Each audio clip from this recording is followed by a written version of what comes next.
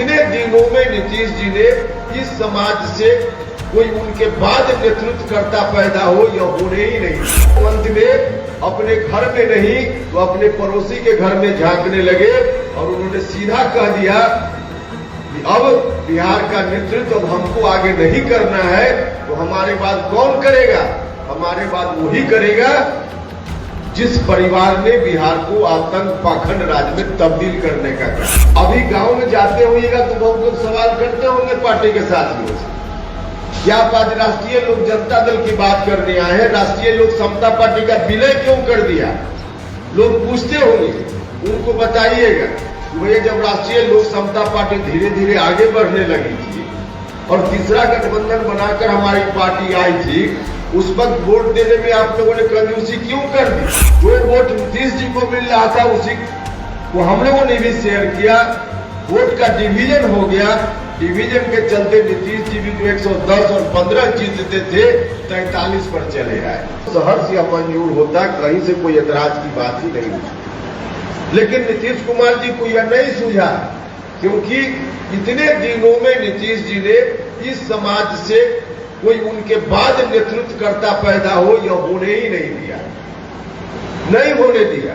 और नहीं होने दिया तो अंत में अपने घर में नहीं तो अपने पड़ोसी के घर में झांकने लगे और उन्होंने सीधा कह दिया कि अब बिहार का नेतृत्व अब हमको आगे नहीं करना है तो हमारे बाद कौन करेगा? हमारे बाद वही करेगा जिस परिवार ने बिहार को आतंक पाखंड राज में तब्दील करने का काम किया। उसी परिवार को सौंपने की बात नीतीश जी करने लगे, तो उस वक्त भी हम लोग उसी के खिलाफ लड़ रहे थे नीतीश जी के नेतृत्व में। बाद में चलकर अभी जो 2020 का विधानसभा चुनाव हुआ, उस विधानसभा चुनाव में भी हमारा वही मिशन था, वही मिशन था। और उसी मिशन के कारण बिहार में सब जगह नहीं लेकिन कुछ जगह बहुत अच्छा वोट हमारे उम्मीदवार को अलग से हमने गठबंधन बनाया था। तीसरा गठबंधन हमारा था बिहार के 2020 विधानसभा चुनाव में, तो लोगों ने कुछ इलाकों में अच्छा वोट दिया।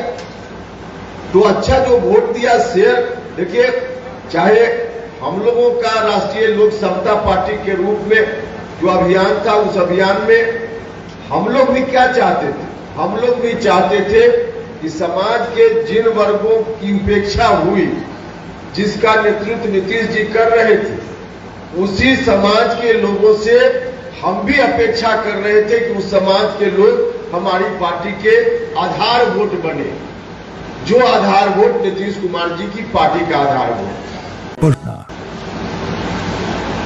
धीरे धीरे बात बनने लगी, लोगों ने भरोसा किया, कई जगह हमारे उम्मीदवारों को बहुत ही अच्छा शेयर दिया। लोगों अच्छा शेयर तो जरूर दिया, लेकिन इतना वोट हमारे उम्मीदवार को बिहार भर में नहीं मिला कि कहीं से हमारा उम्मीदवार कोई जीत जाता। अभी गांव में जाते होइएगा तो बहुत लोग सवाल करते होंगे पार्टी के साथियों से, क्या आप आज राष्ट्रीय लोक जनता दल की बात करने आए हैं? राष्ट्रीय लोक समता पार्टी का विलय क्यों कर दिया? लोग पूछते होंगे, उनको बताइएगा भैया जब राष्ट्रीय लोक समता पार्टी धीरे धीरे आगे बढ़ने लगी थी और तीसरा गठबंधन बनाकर हमारी पार्टी आई थी, उस वक्त वोट देने में आप लोगों ने कंजूसी क्यों कर दी? ऐसा कहा कि हम कोई आम जनता पर ब्लेम नहीं लगा रहे, लेकिन सच तो यही है, सच तो यही है। अगर लोगों ने ज्यादा नहीं कोई हम लोग की अपेक्षा नहीं थी उस वक्त कि हमारे उम्मीदवार को लोग 50 जगह जिता देंगे, 25 जगह 100 जगह जिता देंगे, यह हमारी अपेक्षा नहीं थी। लेकिन इतनी तो अपेक्षा जरूर थी लोगों से कि राष्ट्रीय लोक समता पार्टी को लोग इतनी ताकत चुनाव में जरूर देंगे कि पार्टी मजबूती से बिहार की राजनीति में हस्तक्षेप करने के काबिल हो जाएगी। और ऐसा संभव था।